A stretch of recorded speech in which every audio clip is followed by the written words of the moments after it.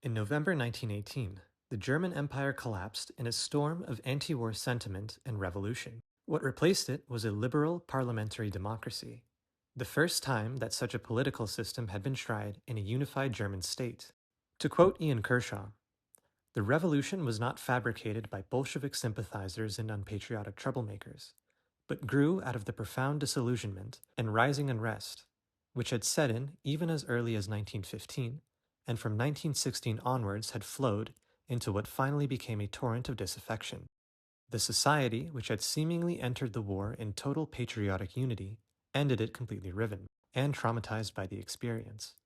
By 1933, this so-called Weimar Republic had dissolved, giving way to the infamous Nazi dictatorship.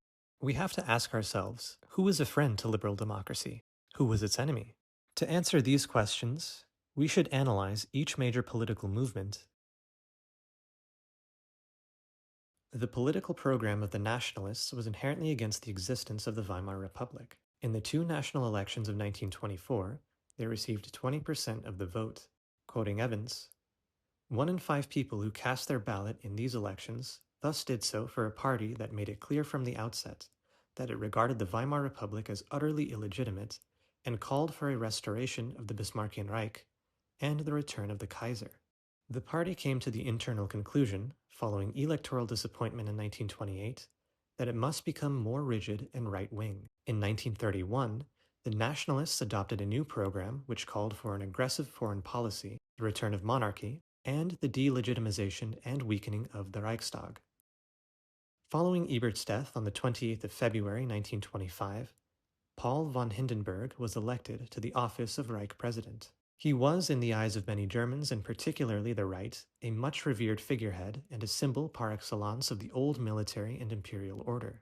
Though Hindenburg's reputation perhaps assisted the legitimacy of the Republic, his loyalty did not lay with parliamentary democracy. Quoting Evans, "Whatever influence Hindenburg's election might therefore have had in reconciling opponents of the Republic to its existence in the short run, in the long run it was an unmitigated disaster for Weimar democracy." It was, after all, Hindenburg who accepted the formation of a Hitler-led cabinet on the 29th of January 1933, after the resignation of the conservative chancellor the previous day. The conservatives greatly underestimated the Nazis. By the summer of that year, this fateful decision had resulted in their own political dissolution. The Vatican, fearing the advance of left-wing and atheistic ideologies, influenced Catholic politicians in Germany to turn to the political right and abandon democracy in the 1920s. Quoting Evans, "Socially conservative, it devoted much of its time to fighting pornography, contraception, and other evils of the modern world, and to defending Catholic interests in the schools system. Its Achilles heel was the influence inevitably wielded over it by the papacy in Rome. As head of the Catholic Church, Pope Pius XI was increasingly worried by the advance of atheistic communists and socialists during the 1920s. He profoundly distrusted the political liberalism of many Catholic politicians and saw a turn to a more authoritarian form of politics as the safest way to preserve the Church's interests from the looming threat of the godless left. This led to his conclusion of a concordat with Mussolini's fascist regime in Italy in 1929, and later on to the Church's support for the clerico-fascist dictatorship of Engelbert Dollfuss in the Austrian Civil War of 1934, and the nationalists under General Franco in the Spanish Civil War that began in 1936. In December 1928, Ludwig Kaas became the leader of the Centre Party. Under the influence of the Vatican, Kaas veered increasingly towards the right, pulling many Catholic politicians with him. For Kaas, maintaining Catholicism in Germany was only really possible in an authoritarian state where police repression stamped out the threat from the left. Long before the 30th of January 1933, the Centre Party had ceased to be the bulwark of Weimar democracy that it had once been. The Bolshevik Revolution of 1917, the ensuing Civil War and Red Terror cast a specter over Europe. For the European bourgeoisie, they were the cause of grave anxiety about their own position. For European Marxist movements, these events constituted a program to follow in their respective countries. The Communist Party of Germany was no exception, following the militant path that was set by the Bolsheviks. Quoting Evans, "Through all the twists and turns of its policies during the 1920s, the Communist Party of Germany never deviated from its belief that the Republic was a bourgeois state whose primary purposes were the protection of the capitalist economic order and the exploitation of the working class. Capitalism, they hoped, would inevitably collapse and the bourgeois republic would be replaced by a Soviet state along Russian lines.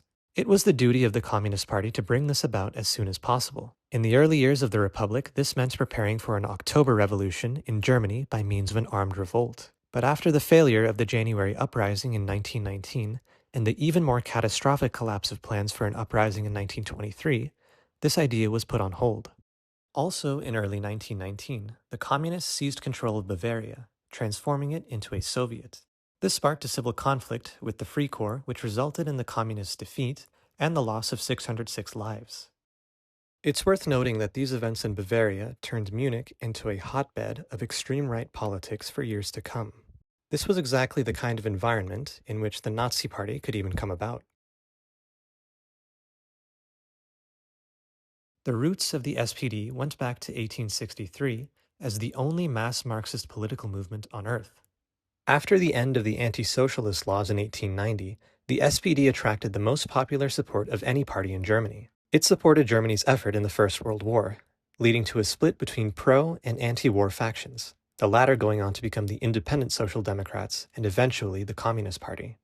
Friedrich Ebert, the leader of the SPD and the first Reich president, emphasized economic continuity and political stability, supporting parliamentary democracy and rejecting revolution. That being said, it is important to note that Ebert was the leader of an ideologically Marxist party, which predicted the downfall of capitalism. Nonetheless, the SPD refrained from forming a Red Army, which would presumably bring it about by force. All that can be said for the SPD's role in undermining the Weimar Republic is to emphasize the overreach of Ebert. In particular, Article 48 of the Constitution gave the Reich President significant emergency powers, allowing him to rule by decree and employ the armed forces to neutralize unrest in any federated state. Despite the injunction that Article 48 be used in crises only, Ebert employed it 136 times during his term, and some of these occasions on which the power was invoked were not crises. If any one party deserved to be called the bulwark of democracy in the Weimar Republic, it was the Social Democrats. The Weimar Republic was historically impressive. It was Germany's first try with liberal democracy. It was culturally progressive. Art, film, and literature flourished. Sexual liberation and queer rights grew. Women were granted suffrage before their American and British counterparts. But this was not enough to cement its legitimacy. The Republic teamed with political movements, whether reactionary or utopian, that sought to replace it with something that came before, or a new kind of society altogether. Even when the Republic was not racked by political or economic crises, it failed to get the support of many Germans. Powerful parts of society, such as business, the civil service, big landowners, and intellectuals, did not support the Republic, but rather tolerated it.